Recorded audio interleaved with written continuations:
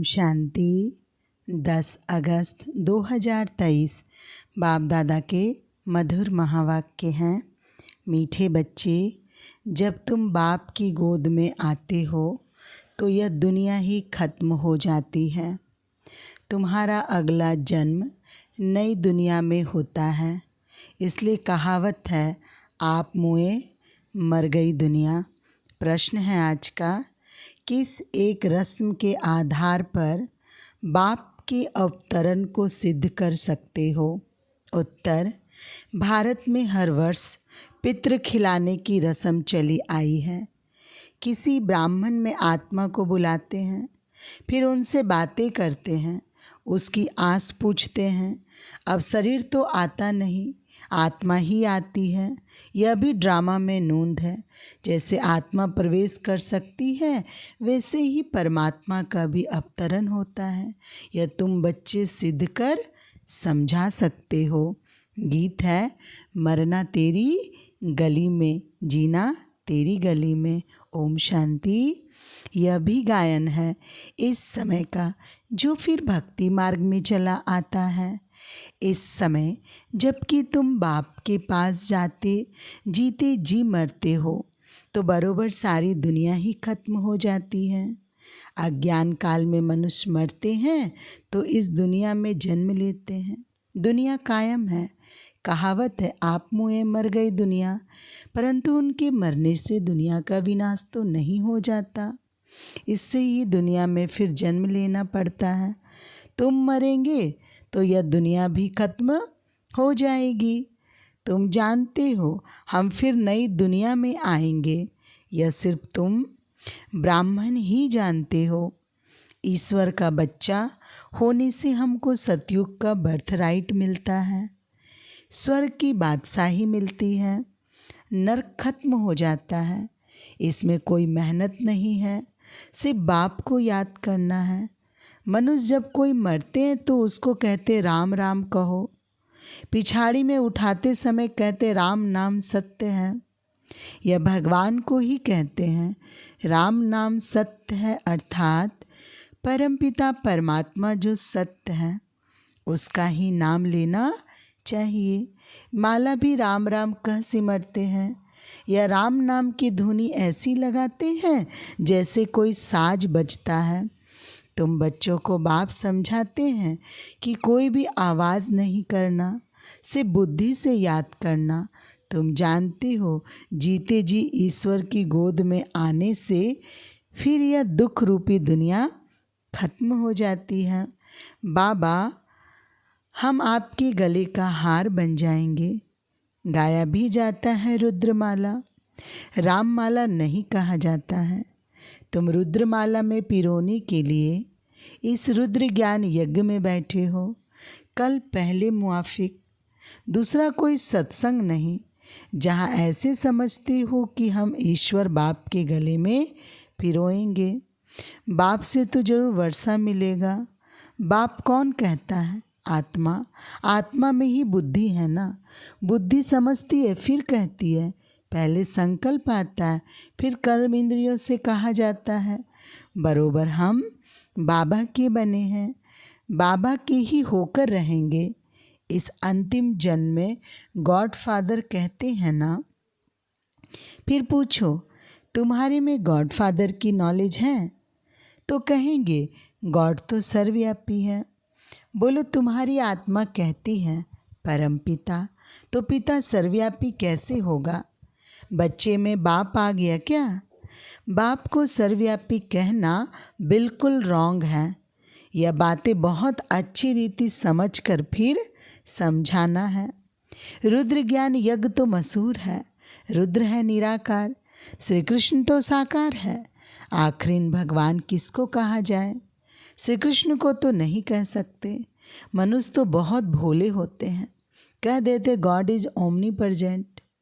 बाप तो अपने घर में ही रहता है और कहाँ रहेगा।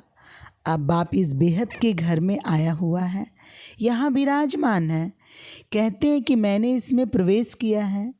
जैसे ब्राह्मणों में पितरों को बुलाते हैं। समझो कोई अपने बाप के पितृ को खिलाते हैं तो आत्मा कहेगी मैं इनमें आया हुआ हूँ। मैंने इसमें प्रवेश किया हुआ हूँ। कुछ पूछना है तो पूछो। आगे पितरों को बुलाने का बहुत रिवाज था। पितृ तो आत्मा है ना। पितृ को यानी आत्मा को खिलाया जाता है। कहेंगे आज हमारे दादे का पितृ है, आज फलाने का पितृ है, तो आत्मा को बुलाया जाता है, खिलाया जाता है। समझो किसका स्त्री से प्यार है, शरीर छोड़ दिया तो उसकी आत्मा को बुलाते हैं। कहते हमने हीरे की फुल्ली पहनाने का वादा किया था, तो ब्राह्मणों को बुलाकर उनको हीरे की फुल्ली पहनाते हैं। बुलाया तो आत्मा को, शरीर थोड़ी आएगा। यह रस्म भारत में ही है। जैसे सूक्ष्म वतन में जाते हो, कोई मर गया, उनको भोग लगाते हो, तो सूक्ष्म वतन में वह आत्मा आती है। यह है बिल्कुल नई बातें। जब तक कोई अच्छी रीति समझ न जाए तब तक मनुष्यों को संशय पड़ता है कि यह क्या करते हैं। ब्राह्मणों की रस्म रिवाज देखो कैसी है।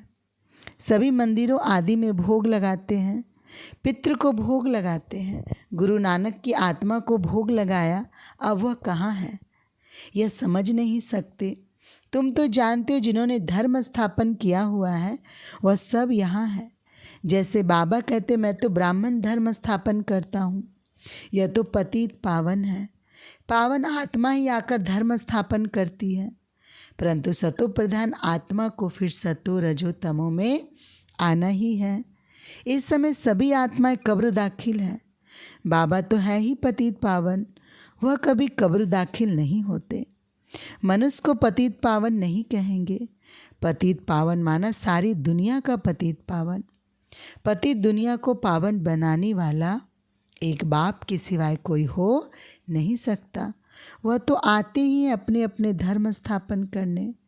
क्रिश्चियन धर्म का सारा सिजरा वहाँ है। पहले क्राइस्ट आया, फिर उनके पिछाड़ी सब आते रहेंगे, वृद्धि को पाते रहेंगे। वह कोई पतित को पावन नहीं बनाते, नंबरवार उन्हों की संख्या आती है। पतित पावन तो इस समय चाहिए जबकि सभी कब्र दाखिल हो जाते हैं। सबको पावन बनाने वाला वह एक ही वही है। यह तुम समझते हो बरोबर। इस समय सारी दुनिया जर्जरी भूत है। बनीन ट्री का मिसाल देते हैं। बहुत बड़ा झाड़ है, उसका फाउंडेशन सड़ा हुआ है, बाकी टाल टालियाँ सारी खड़ी हैं। यह भी झाड़ है। देवी देवता धर्म का जो फाउंडेशन है उनकी जड़ एकदम कट गई है, बाकी सब है।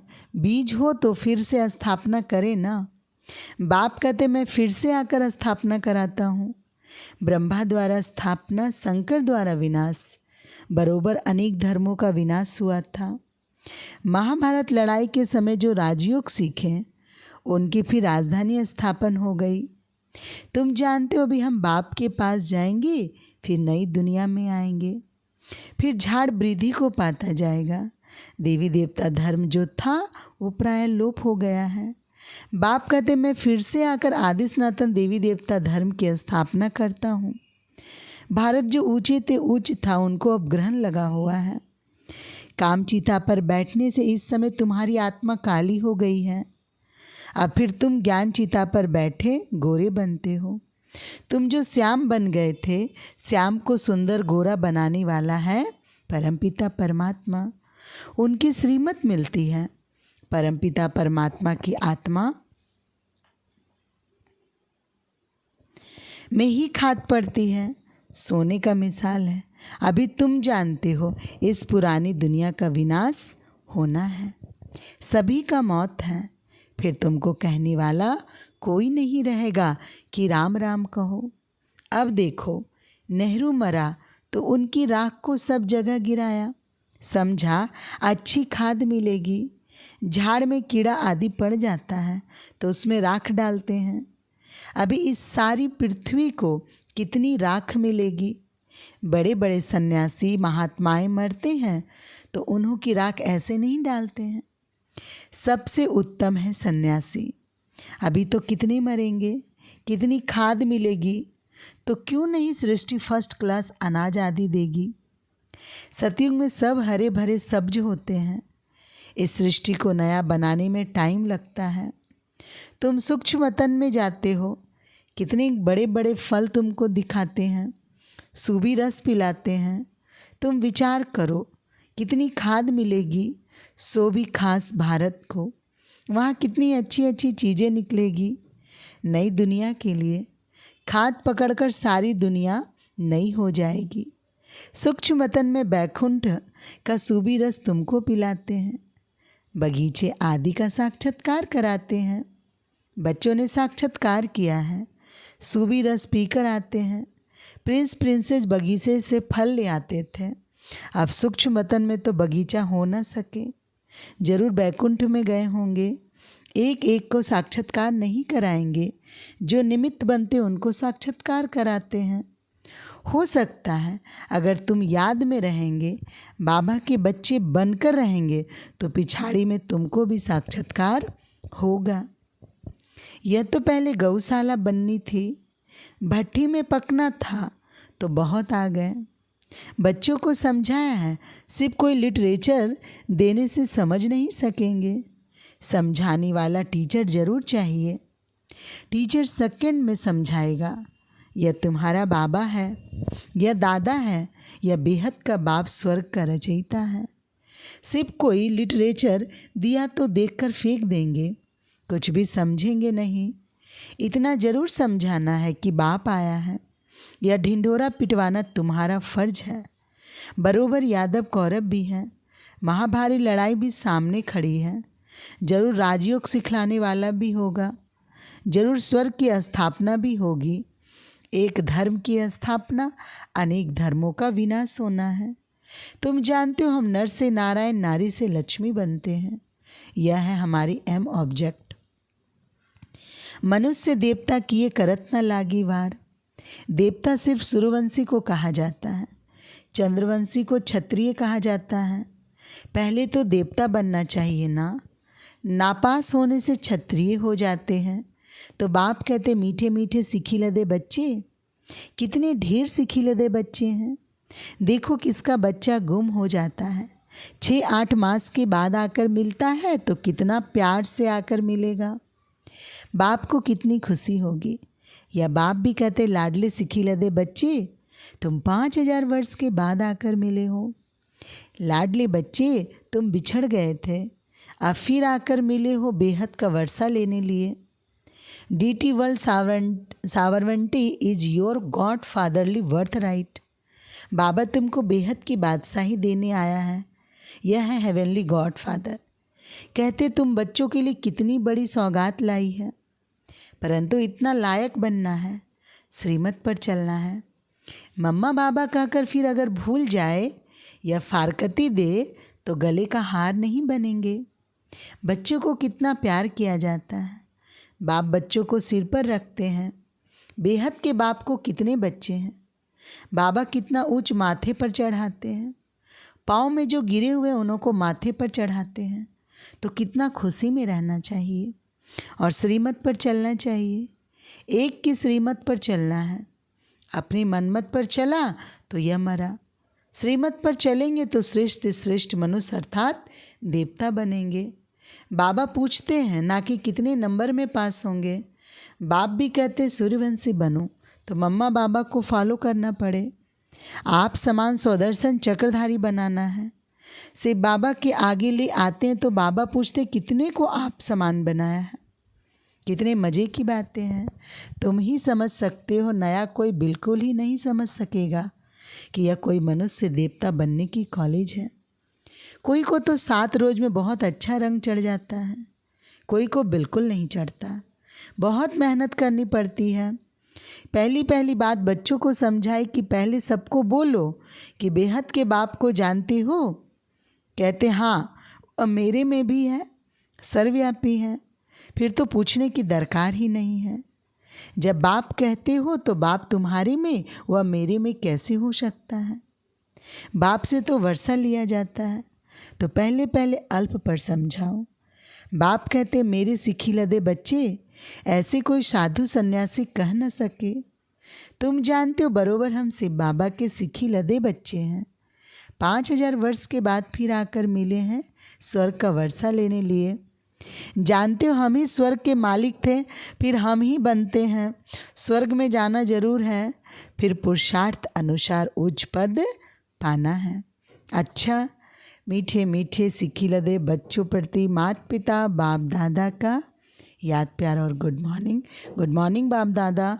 रूहानी बाप की रूहानी बच्चों को नमस्ते। हम रूहानी बच्चों की रूहानी बाबा को नमस्ते। धारणा के लिए मुख्य सार। पहली पॉइंट, माता पिता को फॉलो कर आप समान बनाने की सेवा करनी है। स्वदर्शन चक्रधारी बनना और बनाना है। दूसरी पॉइंट, बाप के गले का हार बनने के लिए बुद्धि से बाप को याद करना है। आवाज़ नहीं करनी है, याद की धुन में रहना है। वरदान है आज का, देह अभिमान के त्याग द्वारा सदा सम्मान में स्थित रहने वाले सम्मानधारी भव। स्पष्टीकरण, जो बच्चे इस एक जन्म में देह अभिमान का त्याग कर सम्मान में स्थित रहते हैं, उन्हें इस त्याग के रिटर्न में भाग विधाता बाप द्वारा सारे कल्प के लिए सम्मानधारी बनने का भाग्य प्राप्त हो जाता है। आधा कल्प प्रजा द्वारा सम्मान प्राप्त होता है, आधा कल्प भक्तों द्वारा सम्मान प्राप्त करते हो, और इस समय संगम पर तो स्वयं भगवान अपने सम्मानधारी बच्चों को सम्मान देते हैं। सम्मान और सम्मान दोनों का आपस में बहुत गहरा संबंध है। स्लोगन है आज का, हर कदम में बाप की ब्राह्मण परिवार की दुआएं लेते रहो तो सदा आगे बढ़ते रहेंगे। अच्छा, ओम शांति।